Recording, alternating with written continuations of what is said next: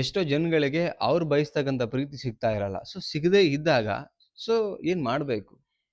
ಈಗ ನೀವು ತುಂಬಾ ಪ್ರೀತಿ ಮಾಡ್ತೀರಿ. ಅದೇ ಪ್ರೀತಿ ನಮಗೆ ಬೇಕು ಅಂತಾನು ಕೂಡ ಬಯಸ್ತೀರಿ. ಅದು ನಿಮ್ಮ ಹಕ್ಕು ಕೂಡ ಹೌದು. ನಿಮ್ಮ ಪ್ರೀತಿ ಕೂಡ ಹೌದು. ಬಟ್ ಸಿಗದೇ ಇದ್ದಾಗ ಏನ್ ಮಾಡ್ಬೇಕು? ಇದು $1,000,000 ಪ್ರಶ್ನೆ ಅಲ್ವಾ? ಸೊ ಕೆಲವರಿಗೆ ಏನಂತ ಹೇಳಿದ್ರೆ ಅದನ್ನ ಡೈಜೆಸ್ಟ್ ಮಾಡ್ಕೊಳ್ಳಕ್ಕೂ ಆಗಲ್ಲ ಕೆಲವೊಂದ್ ಸಲ. ಅವ್ರ ಜೊತೆಗಿರುವಂಥದ್ದು, ಅವ್ರು ಬಿಹೇವ್ ಮಾಡ್ತಿರೋದ್ ನೋಡಿ. ಸೊ ಏನ್ ಮಾಡ್ಬೇಕು ಅಂತ ನಾನು ಹೇಳ್ತಾ ಹೋಗ್ತೀನಿ. ಅದಕ್ಕಿಂತ ಮುಂಚೆ ಫಸ್ಟ್ ಟೈಮ್ ನಮ್ಮ ಚಾನಲ್ ನೋಡ್ತಾ ಇದ್ರೆ ಸಬ್ಸ್ಕ್ರೈಬ್ ಮಾಡಿ, ಸಪೋರ್ಟ್ ಮಾಡಿ ಅಂಡ್ ಕೌನ್ಸೆಲಿಂಗ್ ಬೇಕಾ ಸ್ಕ್ರೀನ್ ಮೇಲೆ ನಂಬರ್ ಹಾಕಿರ್ತೀನಿ. ಕಾಂಟ್ಯಾಕ್ಟ್ ಮಾಡಿ ಬಟ್ ಚಾರ್ಜಸ್ ಇರುತ್ತೆ. ಓಕೆ. ಒಂದೊಂದೇ ಪಾಯಿಂಟ್ ನೋಡ್ತಾ ಹೋಗೋಣ. ಫಸ್ಟ್ ಏನಂದ್ರೆ ಅವರಿಂದ ಪ್ರೀತಿ ಸಿಗದೆ ಇದ್ದಾಗ ಆ ಪ್ರೀತಿನ ಬಯಸೋದನ್ನ ನಿಲ್ಲಿಸ್ಬಿಡಿ. ಯಾಕಂದ್ರೆ ಪ್ರೀತಿ ವಿಚಾರದಲ್ಲಿ ಯಾವತ್ತೂ ಬೆಗ್ಗಿಂಗ್ ಮಾಡಬಾರ್ದು. ಭಿಕ್ಷೆ ಬಿಡೋದನ್ನ ಮಾಡಬಾರ್ದು ನಾವು. ಪ್ರೀತಿ ಅವರಿಗೆ ನಮ್ಮ ಮೇಲೆ ಕೊಡೋ ಥರ ಅವ್ರಿಗೆ ಫೀಲ್ ಬರಬೇಕು. ದಟ್ಸ್ ಕಾಲ್ಡ್ ಲವ್ ಅಂತ ಹೇಳ್ತೀವಿ. ಪ್ರೀತಿ ಯಾವತ್ತು ಕೊಡೋದು ಆಕ್ಚುಲಿ. ಕೇಳಿ ಪಡ್ಕೊಳ್ಳೋದಲ್ಲ. ಕೇಳಿ ಪಡ್ಕೊಳ್ಳೋದು ಹಣ ಇರ್ಬೋದು ಅಥವಾ ಮತ್ತೊಂದು ಏನೋ ಇರ್ಬೋದು ಸಿಚುವೇಶನ್ಸ್ ಸಿಗೋ ಥರ. ಬಟ್ ಪ್ರೀತಿ ಮಾತ್ರ ತಾನಾಗಿ ಅವ್ರಿಗೆ ಕೊಡಬೇಕು, ಇವರಿಗೆ ಪ್ರೀತಿ ಮಾಡಬೇಕು, ಪ್ರೀತಿ ಕೊಡಬೇಕು, ಕಾಳಜಿ ಕೊಡಬೇಕು, ಗೌರವ ಕೊಡಬೇಕು ಅನ್ನೋದು ಅವ್ರ ಮನಸ್ಸಲ್ಲಿ ಬರಬೇಕು. ಸೊ ಅದು ಬರ್ತಾ ಇಲ್ಲ ಅಂತ ನಿಮಗೆ ಗೊತ್ತಾದ ಮೇಲೆ ನೀವು ಹಂಗಂತ ಅವರಿಂದ ಅವಾಯ್ಡ್ ಮಾಡಿ ದೂರ ಹೋಗಿ ಕೆಲವೊಂದು ಸಿಚುವೇಶನ್ ದೂರ ಹೋಗೋಕ್ಕೂ ಆಗೋದಿಲ್ಲ. ಅಲ್ಲೇ ಇರಬೇಕಾಗತ್ತೆ, ಅವರೊಟ್ಟಿಗೆ ಇರಬೇಕಾಗತ್ತೆ. ಬಟ್ ಪ್ರೀತಿ ಕೊಡ್ತಾ ಇರಲ್ಲ ಅಂದಾಗ ನೀವು ಭಿಕ್ಷೆ ಬೇಡೋದ್ಕಿಂತ ಎಕ್ಸ್‌ಪೆಕ್ಟೇಷನ್ ಅನ್ನ ಬಿಟ್ಬಿಡಿ. ಕೊಡೋ ಥರ ವ್ಯಕ್ತಿ ಇದ್ದಾಗ ಎಕ್ಸ್‌ಪೆಕ್ಟೇಷನ್ ಇಟ್ಕೊಳ್ಳಿ. ಬಟ್ ಅವ್ರು ಕೊಡೋ ಮೆಂಟಾಲಿಟಿ ಇಲ್ಲ, ಅವರಲ್ಲಿ ಪ್ರೀತಿ ಕೊಡೋ ಮೆಂಟಾಲಿಟಿ ಇಲ್ಲ ಅಂದ್ರೆ ನೀವು ಎಕ್ಸ್‌ಪೆಕ್ಟ್ ಮಾಡೋದನ್ನ ಸ್ಟಾಪ್ ಮಾಡಿ. ನಿಮ್ಮ ಮನಸ್ಸು ಇಷ್ಟು ಸರಿ ಹೋಗುತ್ತೆ. ಎಕ್ಸ್‌ಪೆಕ್ಟೇಷನ್ನೇ ಮೊದಲೇ ಹರ್ಟ್ ಮಾಡುತ್ತೆ. ಬಿಕಾಸ್ ಕೊಡದೇ ಇರೋ ವ್ಯಕ್ತಿ ಹತ್ರ ನಿಮಗೆ ಗೊತ್ತಿರುತ್ತೆ ಅವ್ನು ಕೊಡಲ್ಲ ಅಂತ. ಸ್ಟಿಲ್ ನೀವು ಕೇಳ್ತೀರಂದ್ರೆ ನಿಮಗೆ ಒಂದು ಎಕ್ಸ್‌ಪೆಕ್ಟೇಷನ್‌ಗೆ ಹರ್ಟ್ ಆಗಲ್ವಾ? ಅವಾಗ ಬೇಜಾರಾಗೋದು ಸಹಜ. ಮೊದಲನೇ ಕೆಲಸ ಎಕ್ಸ್‌ಪೆಕ್ಟೇಷನ್‌ನ ನಿಲ್ಲಿಸಿ. ಅವಾಗ ನೋಡಿ ನಿಮ್ಮ ಮನಸ್ಥಿತಿ ಹೇಗೆ ಖುಷಿಯಾಗಿರೋಕೆ ಸಾಧ್ಯ ಅಂತ.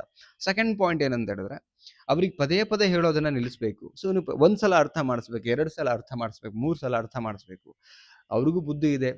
ನಿಮ್ಕಿನ್ನ ತಿಳುವಳಿಕೆ ಅವ್ರಿಗೂ ಇರುತ್ತೆ ಹೆಚ್ಚು ಕಡಿಮೆ. ಅಂಡ್ ಒಳ್ಳೇದು ಯಾವ್ದು, ಕೆಟ್ಟದ್ದು ಯಾವ್ದು, ಪ್ರೀತಿ ಎಲ್ಲ ಗೊತ್ತಿರುತ್ತೆ. ಸ್ಟಿಲ್ ಅವರು ನಿಮ್ಗೆ ನೀವು ಹೇಳಿದ ಮೇಲೂ ಅರ್ಥ ಮಾಡ್ಕೊಳ್ದಿರಾ, ಕಿವಿಗೆ ಹಾಕೊಳ್ದಿರಾ, ಅವ್ರ ಪಾಡಿಗೆ ಅವ್ರು ಇದಾರೆ ಅಂತ ಹೇಳಿದ್ರೆ ಇಂಟೆನ್ಷನಲ್ಲಿ ನಿಮ್ ಜೊತೆಗೆ ಇರಬೇಕು, ಪ್ರೀತಿ ಕೊಡ್ಬೇಕು ಅನ್ನೋ ಇಂಟೆನ್ಷನ್ ಇಲ್ಲ ಅವರಲ್ಲಿ.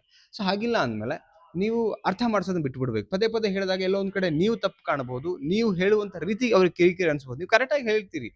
ಕರೆಕ್ಟಾಗಿ ಹೇಳಿದ ಮೇಲೂ ಕೂಡ ಅವ್ರು ಅರ್ಥ ಮಾಡ್ಕೊಳ್ಳೋದಿದ್ದಾಗ ಕಿರಿಕಿರಿ ಅನಿಸ್ಬೋದು. ಸೊ ನಾನು ಹೇಳೋದನ್ನ ಬಿಟ್ಬಿಡಿ. ಬೇಡ. ಒಂದ್ ಸಲ 2 ಸಲ ನಿಮ್ಗೂ ಒಂದು ರೆಸ್ಪೆಕ್ಟ್ ಇದೆಯಲ್ಲ. ನಿಮಗೆ ನಿಜವಾಗ್ಲೂ ಅವ್ರ ಲೈಫಲ್ಲಿ ಸ್ಥಾನ ಇದೆ ಅಂದ್ರೆ ನೀವು ಹೇಳಿದ್ದನ್ನ ಕೇಳೇ ಕೇಳ್ತಾರೆ ಅಂಡ್ ಸರಿಪಡಿಸ್ಕೊಂಡೇ ಪಡಿಸ್ಕೊಡ್ತಾರೆ. ಸರಿಪಡಿಸ್ಕೊಳ್ಳಿಲ್ಲ ಅಂದ್ರೆ ಬಿ ಸೈಲೆಂಟ್. ನಾನು ಹೇಳೋದು. ಓಕೆ. ಸೊ ನೆಕ್ಸ್ಟ್ ಪಾಯಿಂಟ್ ಏನಂತ ಹೇಳಿದ್ರೆ ನಿಮ್ಮ ವರ್ಕ್ ಮೇಲೆ ಫೋಕಸ್ ಮಾಡಿ. It's very important.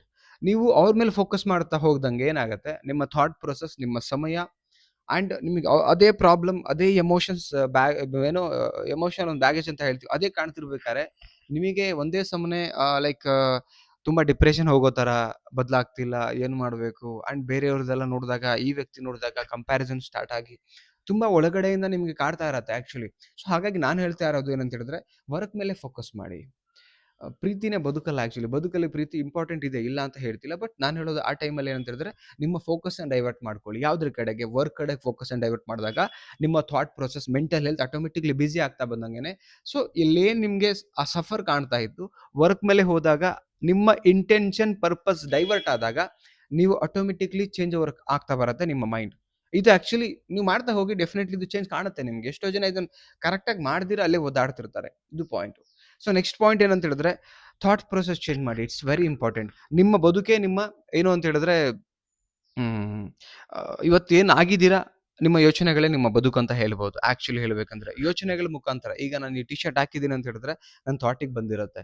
ಈ ಮೈಕ್ನ ಪರ್ಚೇಸ್ ಮಾಡಿದ್ದೀನಿ ಅಂತ ಇದು ಕೂಡ ನನ್ನ ಥಾಟಿಗೆ ಬಂದಿರುತ್ತೆ. ಈ ಟಾಪಿಕ್ ಮೇಲೆ ವಿಡಿಯೋ ಮಾಡ್ಬೇಕಂದ್ರೂ ಈ ಥಾಟಿಗೆ ಬಂದಿರುತ್ತೆ. ಒಂದು ಹೋಟ್ಲಿಗೆ ಹೋಗಿ ತಿಂಡಿ ಏನಾದ್ರು ಸೆಲೆಕ್ಟ್ ಮಾಡಿ ತಿಂತೀವಿ ಅಂತ ಹೇಳಿದ್ರು ಅದು ಕೂಡ ನಮಗೆ ಥಾಟಿಗೆ ಬಂದಿರುತ್ತೆ. So everything is depend upon thought process ಮೇಲೆ. ನಿಮ್ಮ ಥಾಟ್ ಪ್ರೊಸೆಸ್ ಅಲ್ಲಿ ಏನೇನು ನಾನು ಬಿಲ್ಡ್ ಮಾಡ್ಬೇಕು ಅನ್ನೋದು ನಿಮ್ಗೆ ಗೊತ್ತಿರಬೇಕು. So situations and practical reality ನೋಡ್ಕೊಂಡು ನೀವು ಯಾವ ತರ ಥಾಟ್ ಪ್ರೊಸೆಸ್ ಬಿಲ್ಡ್ ಮಾಡಬೇಕು ಅದು ನಿಮಗೆ ಗೊತ್ತಿರಲಿ ಆಕ್ಚುಲಿ. ಸೊ ಆಗ್ತಿಲ್ಲ ಅಂತ ಹೇಳಿದ್ರೆ ಸೊ ಕಾಂಟ್ಯಾಕ್ಟ್ ಮಾಡಿ. ಆ ಥಾಟ್ ಪ್ರೊಸೆಸ್ನ ಹೇಗೆ ಬಿಲ್ಡ್ ಮಾಡ್ಬೇಕಂತ ನಾನು ಒನ್ ಟು ಒನ್ ಹೇಳ್ತಾ ಹೋಗ್ತೀನಿ. ಆ ಕೌನ್ಸಿಲಿಂಗ್ ಸೆಷನ್ ತುಂಬಾ ಯೂಸ್ ಆಗುತ್ತೆ ಅಂತ ಹೇಳ್ತಾ ಅಂಡ್ ವಿಡಿಯೋಗೆ ಕಡಿಮೆ ಅಂದ್ರೂ ನೀವು ಒಂದು 1000 ಜನಗಳಿಗೆ ಶೇರ್ ಮಾಡಿ. ಇಷ್ಟ ಆದರೆ ತುಂಬಾ ಬೆನಿಫಿಟ್ ಇರತಕ್ಕಂಥ ವಿಡಿಯೋ ಇದೆ. ದಯವಿಟ್ಟು ಶೇರ್ ಮಾಡದೆ ಕುತ್ಕೊಂಡ್ಬಿಡ್ಬೇಡಿ. ದಯವಿಟ್ಟು ಶೇರ್ ಮಾಡಿ, ಸಪೋರ್ಟ್ ಮಾಡಿ. ಮತ್ತೊಂದು ಟಾಪಿಕಲ್ಲಿ ಸಿಗೋಣ. Thank you so much guys. Love you. Bye.